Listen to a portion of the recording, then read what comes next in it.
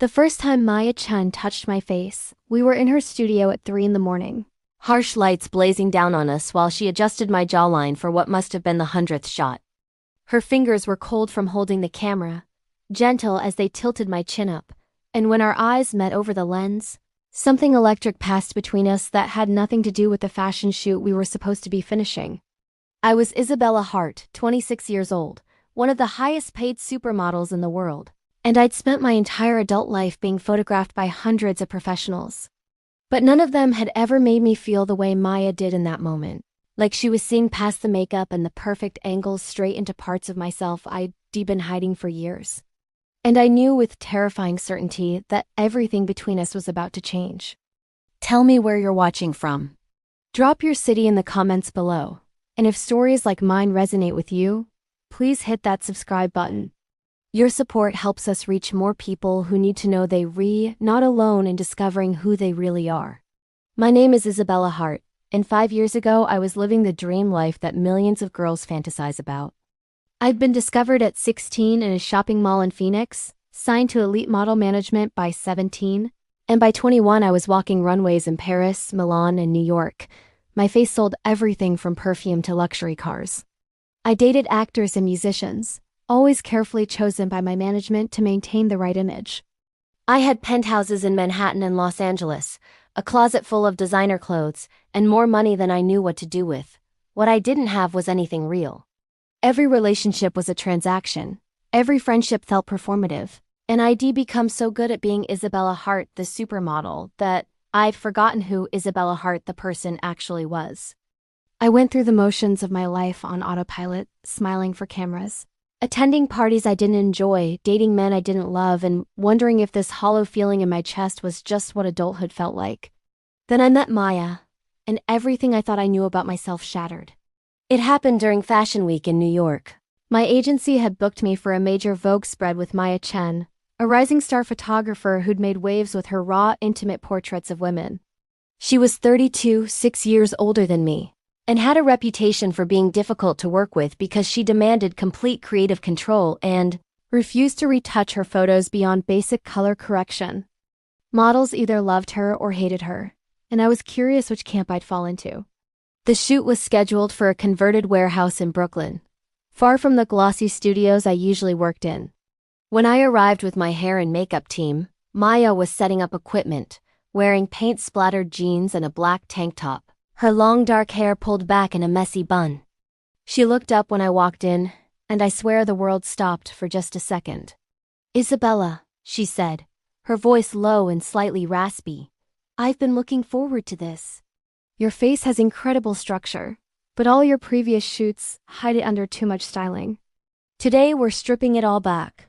"What do you mean?" I asked, suddenly nervous.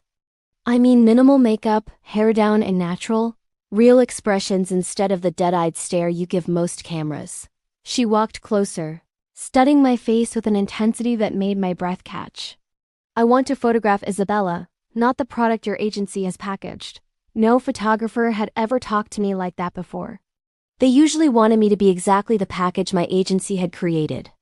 But something about Maya's directness, her lack of reverence for my carefully constructed image, made me feel seen in a way I hadn't experienced in years. "Okay," I said. "Let's try it your way." We sent my styling team away, which never happened. Maya worked alone, just her and me and the camera. She played jazz music low in the background, talked to me about art and books and travel instead of telling me to look sexy or aspirational, and for the first time in my career I forgot I was being photographed. I just existed, responding to her stories, laughing at her dry humor, feeling more like myself than I had in years. "There," Maya said, lowering her camera with a smile that transformed her serious face. "That's what I wanted. The real you." "You don't even know me," I protested. "Maybe not. But I know the person I'm seeing right now is different from the one in all your other photos. And this person is infinitely more interesting." Something warm bloomed in my chest at her words. We wrapped the shoot, and as I was leaving, Maya handed me her card. "If you ever want to do a personal project, something that's not about selling products, call me," she said. "I think we could create something beautiful together." I kept that card, though I told myself I wouldn't use it. Maya had just been being nice, professional, but I found myself thinking about her constantly over the next week. The way she'd looked at me, really looked at me like I mattered beyond my bone structure. The way she'd made me laugh. The intelligence and passion in her eyes when she talked about her work. 2 weeks later, I called her at midnight after another soul-crushing industry party. Slightly drunk and desperately lonely. Maya, it's Isabella. I know it's late, but I was wondering about that personal project you mentioned. Isabella? I could hear the smile in her voice. Not too late at all. What kind of project did you have in mind? I don't know. Something real. Something that's just mine, not for my agency or sponsors. Can we do that? Come to my studio tomorrow evening. We'll figure it out together. That was the beginning of everything. For the next 3 months, I spent every free evening at Maya's studio. She was photographing me for a personal series she was calling Unmasked. Portraits of public figures as their authentic selves. We'd talk for hours before she even picked up the camera. About childhood and dreams and fears and all the things I never discussed with anyone in my regular life. Maya told me about growing up in San Francisco as the daughter of Chinese immigrants who wanted her to be a doctor. About her struggle to make it as an artist, about the girlfriend who'd left her 2 years ago because she was too devoted to her work. That revelation, casual as it was, hit me like electricity. Maya was gay. Maya had dated women. And suddenly I couldn't stop wondering what that meant, what that felt like, whether the way I was drawn to her was just admiration or something more. You got quiet, Maya observed one evening, setting down her camera. Where'd you go? Just thinking. About? Do you ever feel like you're living the wrong life? The words spilled out before I could stop them. Like you followed a path because it was laid out for you, but it's not actually where you want to be?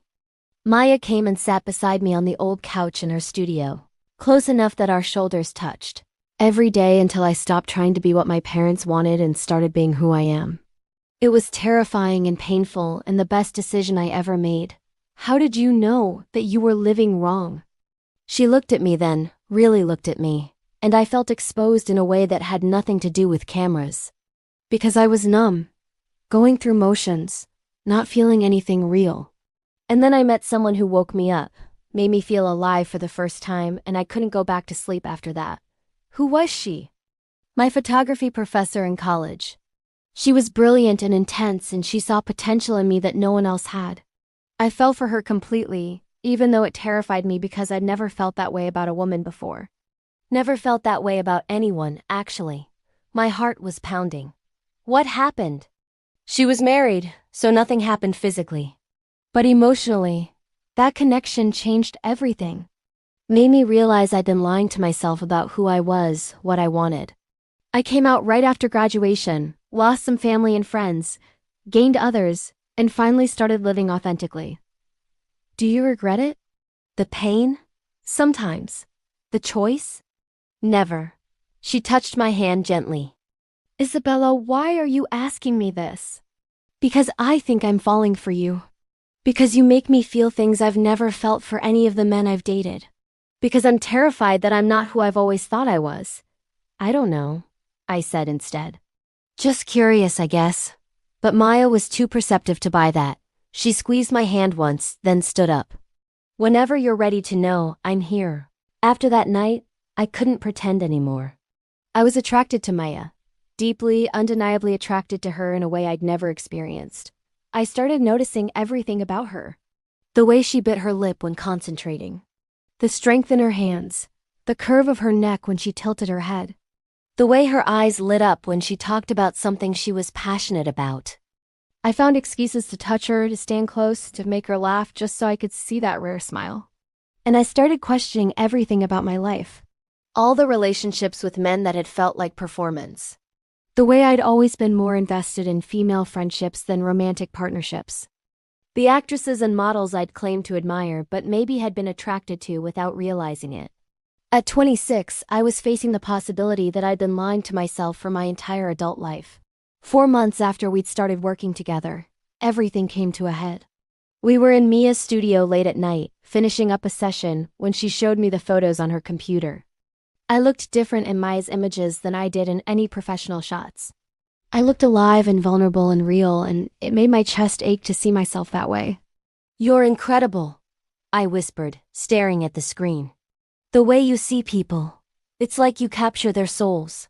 "It's not about me," Maya said softly. I just create space for people to show who they really are.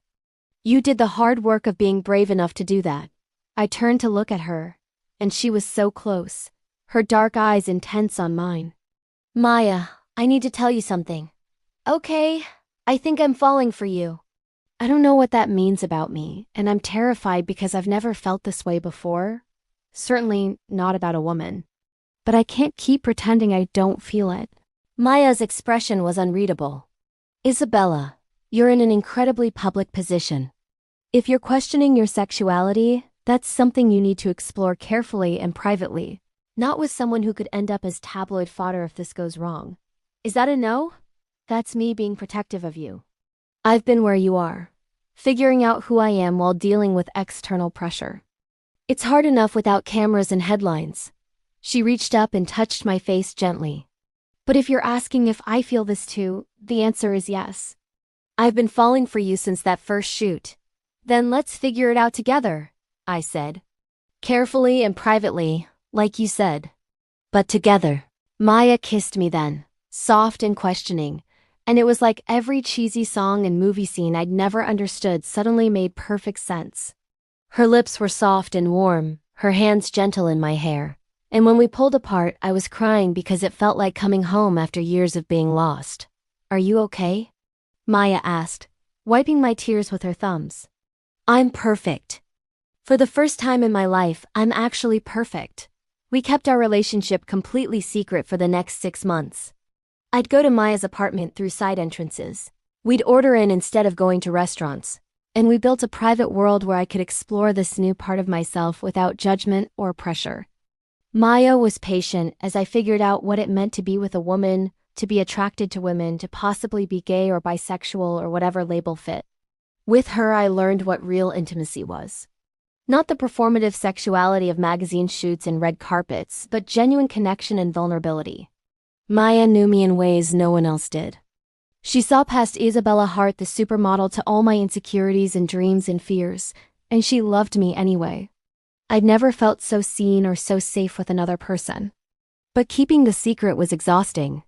My management kept setting me up with male actors for publicity.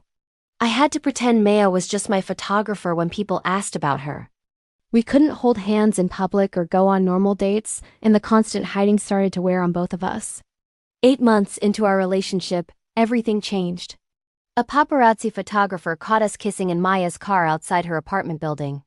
We'd been careful, but one moment of not checking our surroundings was all it took. The photos were everywhere within hours. My phone exploded. My agent, my publicist, my family, everyone calling and texting in a panic. The headlines were brutal. Supermodel Isabella Hart in secret lesbian affair with photographer. My social media filled with hateful comments mixed with messages of support. Some brands dropped me immediately. Others wanted statements. My agent begged me to deny it, to claim we were just friends caught in an affectionate moment. Maya held me while I cried, terrified and overwhelmed. "What do you want to do?"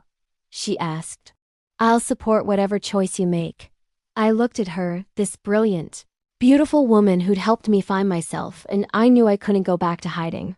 I want to be honest. I'm tired of living a lie. So I posted a simple statement on Instagram. Yes, Maya and I are together. Yes, I'm in love with her. Yes, this means I'm queer. I spent years not knowing this about myself, and I'm still figuring it out. But I'm done hiding who I am or who I love. If that costs me everything, so be it. The response was overwhelming. I lost several major contracts and some editorial work. Conservative groups called for boycotts. But I also gained millions of new followers, mostly LGBTQ people thanking me for being visible. Young women wrote to me saying I'd help them accept themselves. And other celebrities, some I'd never expected, reached out in support. My career survived, though it changed. I did fewer high-fashion campaigns and more work with inclusive brands that celebrated diversity. I became an advocate for LGBTQ youth in the fashion industry, And Maya and I were able to live openly, attending events together, being photographed together without fear. That was 3 years ago. Maya and I now live together in a loft in Brooklyn, far from the Manhattan scene I used to inhabit. I'm still modeling, but more selectively, only taking jobs that feel authentic. Maya's career exploded after our relationship went public, her work suddenly in huge demand. We travel together, create art together, and build a life that's messy and real and nothing like the glossy perfection I used to perform. Last month, on the anniversary of that first photo shoot, Maya proposed to me in her studio where it all began. She showed me a photo she'd taken that first day, before I'd even noticed she was shooting, where I'm laughing at something she said. "This is the moment I fell for you," she told me. "When you stopped being Isabella Hart, the supermodel, and became just Isabella. Marry me, and let's keep being just ourselves together." I said yes before she finished asking. If you've ever discovered something true about yourself later in life, if you've ever had to choose between comfort and authenticity, if you've ever loved someone who changed your understanding of who you are, I want to hear your story. Tell me in the comments where you're watching from. And please subscribe to help these stories reach people who desperately need to know that it's never too late to live truthfully. Thank you for being here, for listening, for believing that love and self-discovery are always worth fighting for.